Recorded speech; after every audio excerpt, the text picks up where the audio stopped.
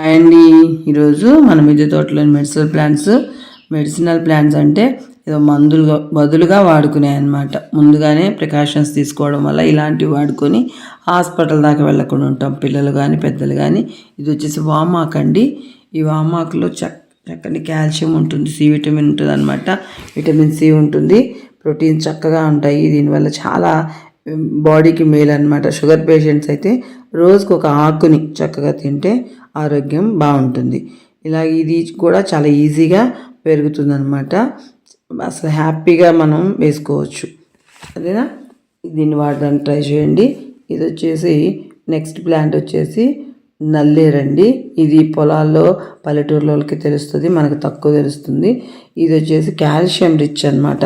మోకాళ్ళ నొప్పులు అట్లా ఉన్నవాళ్ళు దీన్ని పచ్చడి చేసుకుని తినచ్చు, కషాయం పెట్టుకొని తాగొచ్చు. మోస్ట్లీ పచ్చడి అయితేనే బాగుంటుందండి ఎండుమిర్చితో. ఇది కూడా రెసిపీ పెట్టాను చూడండి. ఇది కూడా ఈజీగా పెరుగుతుంది. ఇది వచ్చేసి అందరికీ తెలిసిన ప్లాంటే. ఏంటిది? తమలపాకు. చూసారా ఎంత బాగా గ్రో అయిందో. ఒక చిన్న కొమ్మ పెట్టినా కూడా చక్కగా ప్రాపగేట్ అవుతుందండి, బాగా పెరుగుతుంది. దీన్ని రోజుకి ఒక్క ఆకు చక్కగా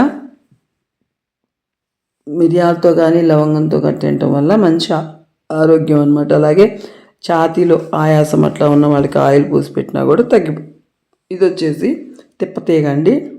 దీన్ని ఆయుర్వేదంలో అమృతవల్లి అంటారండి. ఈ తిప్పతీగ వల్ల ఎన్నో ప్రయోజనాలు ఉంటాయి.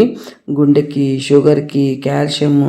ఇది వచ్చేసి కాల్షియం డెఫిషియన్సీ ఉన్న వాళ్ళకి చాలా చాలా మంచిదన్నమాట. దీన్ని వాడడం వల్ల చాలా ఉపయోగాలు ఉన్నాయి. ఇది వచ్చేసి అలోవెరా, తెలిసిందే కదా.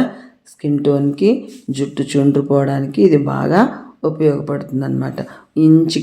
ఒక చిన్న ఇంచు కనుక తింటే కడుపులో ఉన్నటువంటి వ్యాధులన్నీ పరగడుపుని తింటే పోతాయండి. చక్కగా సెట్ అయిపోతుంది జీర్ణ వ్యవస్థ అన్ని. ఇది వచ్చేసి తులసి ఆకు. తులసి చెట్టును కూడా మనం కొంతమంది పూజిస్తారు. ఇది మెడిసినల్ ప్లాంట్గా కూడా మనం ఉపయోగించుకోవచ్చు అనమాట.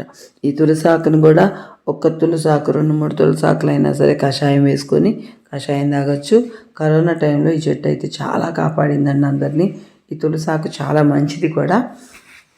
ఇది ఒక మిరియాలు కానీ లవంగం కానీ తమలపాకులో అయినా ఈ తులసాకులో అయినా కానీ పెట్టుకొని ఉదయాన్నే పరగడుపునే కనుక తినగలిగితే మంచిగా పనిచేస్తుంది. గొంతుకు సంబంధించినటువంటి ఏ వ్యాధినైనా ఈ తులసాకు నయం చేస్తుందండి. కాబట్టి ఈ తులసాకుని ఒకవేళ మన ఇంట్లో ఇలాగ పూత వచ్చింది అనుకోండి, చక్కగా పూత అంతా కట్ చేసేస్తే ఇలా తుంచేసుకున్నాం అనుకోండి, ఈ పూత అంతా పోయిన తర్వాత చెట్టు గుబురుగా వస్తుంది అనమాట. అంటే ఎక్కువ ఆకులు రావడానికి మనం ఇలా చేయడం వల్ల, ఈ టిప్పుని ఫాలో అవడం వల్ల మంచి ఆకులు అయితే వస్తాయి అన్నమాట. ఇవన్నీ మన మిద్దె తోటలో కానీ లేదా బాల్కనీలో కానీ వేసి పెంచుకోవడం వల్ల మన కుటుంబ ఆరోగ్యాన్ని మనం కాపాడిన వాళ్ళం అవుతాం అనమాట. ఓకేనా? అందరూ చేస్తారు కదా, తప్పనిసరిగా చేయండి.